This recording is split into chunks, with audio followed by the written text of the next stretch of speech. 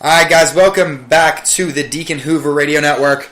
We're here for the Deacon of Real Estate podcast. We're here with the one, the only Deacon of Real Estate, Alex Deacon. Alex, how are you, good sir? How about if I introduce us today? You can introduce us today, I'd love it. Hey folks, welcome to the Deacon Hoover Real Estate Radio Network. Did I do that right? I think you did that right. Okay. Sounded This great. is Alex Deacon from Deacon Hoover Real Estate Advisors. And here with us today is the great and wonderful Adam Daly. How are you today, Adam? I am well. I am well. Thank you very much. Great. How did I do there? You did great. You fabricated. That's good. Thank you, because we all know Let's that I'm switch not seats great. and you deal with all the crap I have to deal with today, and I'm just gonna chill. We could do that. Just stand by if I have a nervous breakdown towards the end of the day. It's been a crazy day because if you don't know this world, it's like 2 degrees here in Pittsburgh. It's frigid. It feels like Hoth, if anyone, it's for all you Star Wars fans out there. I don't know what Hoth is, but if Hoth is cold, then it's freaking It's Hoth. cold. Yes, it is But cold. we're dealing with a lot of frozen pipes and a lot of issues today, and so I think maybe one of our topics later on will be talking about. Let's get into that today, because we can do that. what we're going to do is we're going to have another one coming up for you guys that we really want you to check out. You've been listening to us for a while now, a couple months. We have over 5 hours worth of content on iTunes, on Spreaker, on YouTube, but we've never really delved into who Alex Deacon is, guys. So we're going to talk about that in the next episode. Look for that later on this week. But today, Alex, you wanted to talk about cold weather, plumbing, pipes, ice, water. Yes. I don't really want to talk about it because I've been dealing with it for 2 days, but that's just the way it is, and that's what you deal with when you get these cold spells, and we've had a lot of them recently. The next few, and it's funny, it always seems to happen on a weekend. Always. Or like on Thanksgiving Day, in this case, like the day before Christmas or something like that. But yeah, it's going to be, it's very cold now, so we've had issues. I had 2 rehabs that I did this year.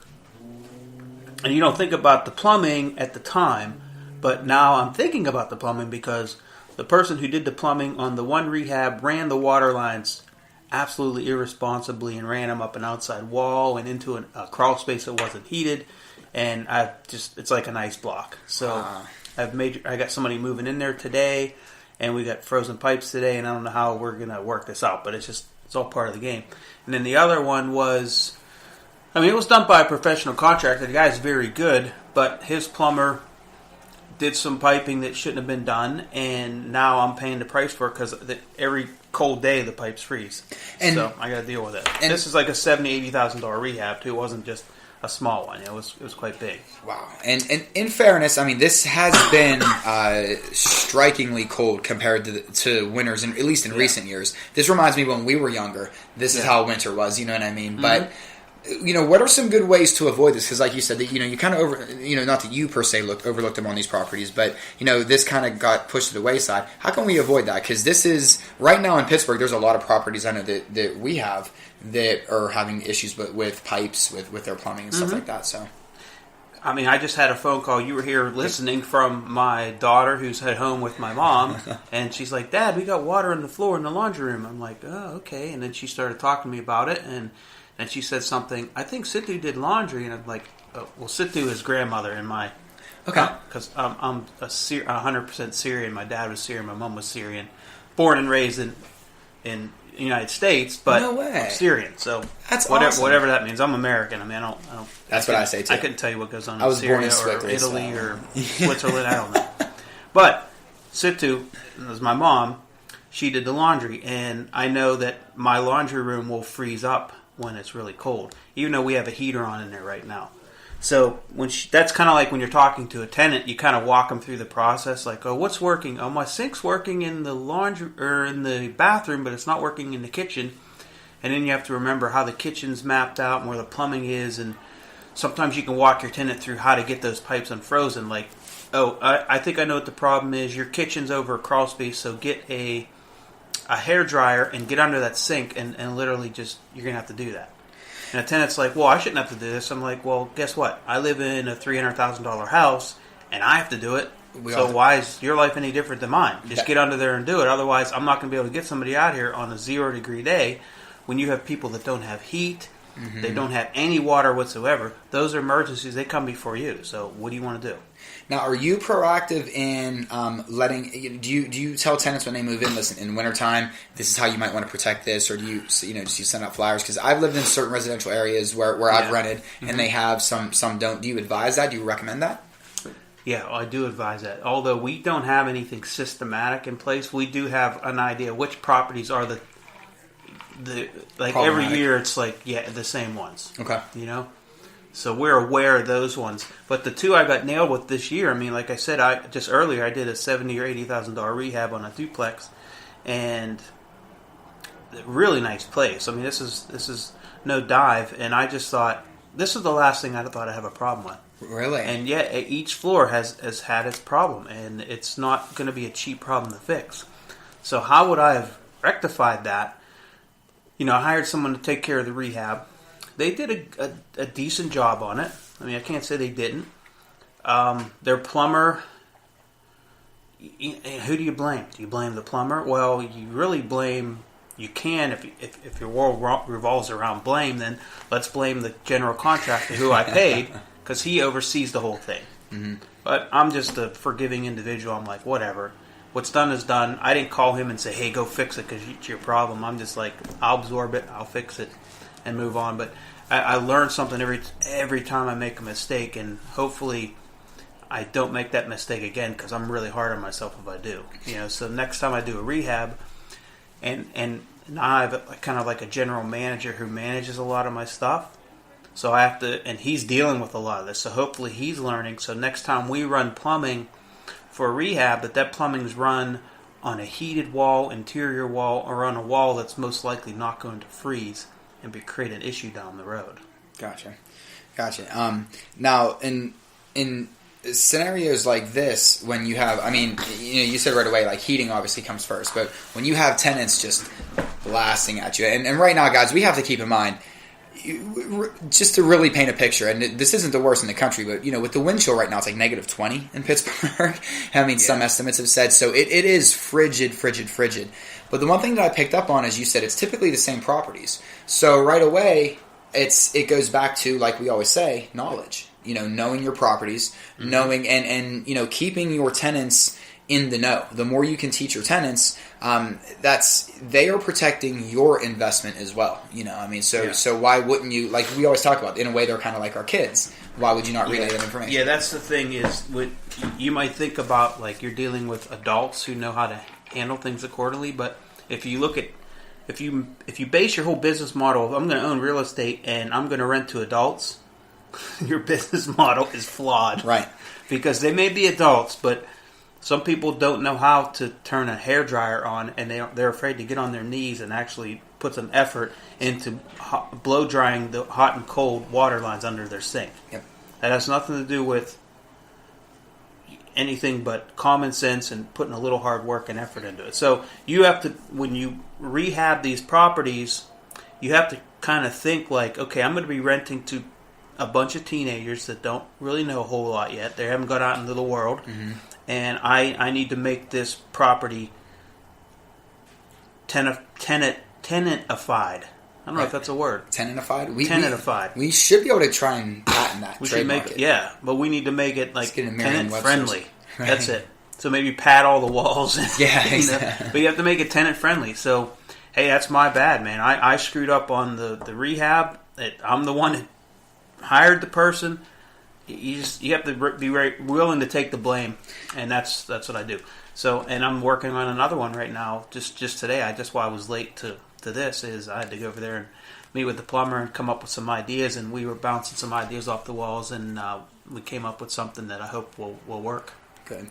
And I mean, and it sounds too like I like the one thing you said is don't necessarily always blame the tenants, or in a world where really we blame too much. There's too much blame that gets tossed around. But I think it was a good point that you said, because it's, and I hate to say it's not like the old days, but it is a much different world where I come from a broken home. I was never taught anything about how to maintain a home, how to maintain, wash dishes, sure. Do the floors, yeah, absolutely.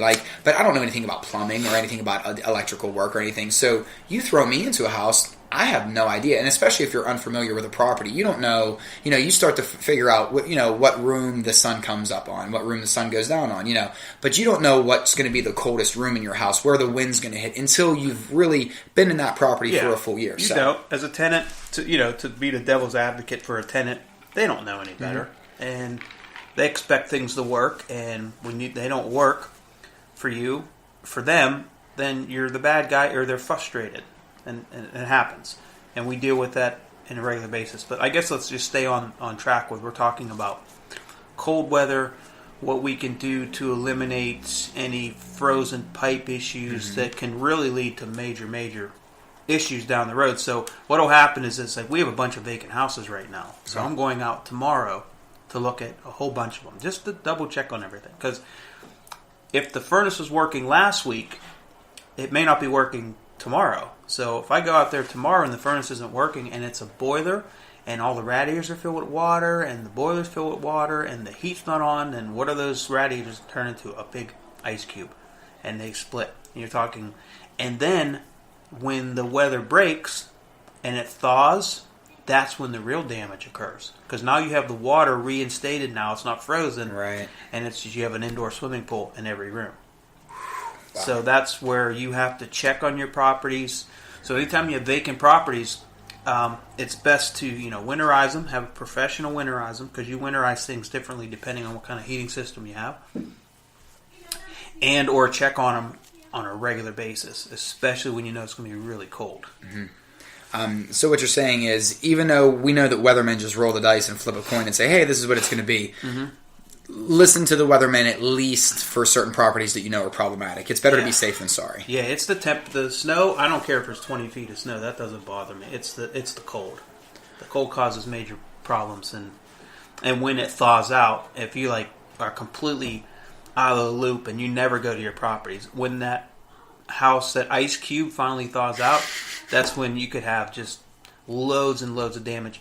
And in many cases, a lot of cases, your insurance is not covering any of that, because it might not cover a vacant property. Okay, so if you don't have insurance on a vacant property, and believe me, insurance companies aren't making money by paying out claims. They're making money by not paying out claims. They're going to find a way not to pay you, so you have to make sure that the policy you have is for a vacant property, which is more expensive, it's different, and only covers certain things. And you need to check with your insurance agent on when is it a vacant property. Like, for instance, if you have something that's rented and it's vacant for a couple months and it's rented again, do you have to call your insurance company and say, hey, it's vacant, so change it to a vacant policy? I honestly don't know that. I don't think you should have to. Right. But but you need to find out. But if you buy something that's vacant and you're rehabbing it, and it takes 6 months to a year, and you don't go over there for a couple months because it's cold and you don't need to go over there, and your construction crew is kind of like in limbo right now, so it's just sitting there, that's a ticking time bomb. So if you don't have the proper insurance in place and something major happens and it's not the proper policy, you could have a $200,000 asset with $150,000 worth of damage, and you have nothing to show for it because you're basically SOL. Right. Yeah. It's funny. About a month ago, we were just talking about how fortunate we were and how we were having an easy winter. Fast forward 30 days, and here we are talking about frozen pipes. Yeah, I hope this is the winter's last hurrah as far as coldness, but it's only January 5th, so. So, keeping up with this now, so we know we need to winterize as much as possible, especially if it's a vacancy. Is there any other good tips, when it comes to the plumbing, cold weather, that should be just habitual? I think you brought up a good point. Let your tenants know. What you could probably do, go on to YouTube and find some good links and that educate people on how to winterize your property, how to prevent frozen pipes, blah, blah, blah. Send your tenants links to those, or maybe call them and send out a mailer. Hey, go to this website. It's going to be cold. Winter's coming. Check this out. And then they'll forget about it. So maybe what you want to do is maybe send that to them in the fall or early winter, but then also send it to them somehow via email would be nice, and text or something when it's going to get cold, just to refresh their memory. Okay. Oh yeah, I remember our management company sent that to us, but I didn't really care about it at the time. It was November, but tomorrow's going to be -2. Let me click on those links, and just a couple of those little tidbits might keep their plumbing flowing. Right. And that's one less phone call you got to take, and one less plumber you have to send out to thawed, frozen pipes. In your experience, and we know that there's no such thing as the rule of thumb, we like to break that, but in your experiences, what's the one misnomer about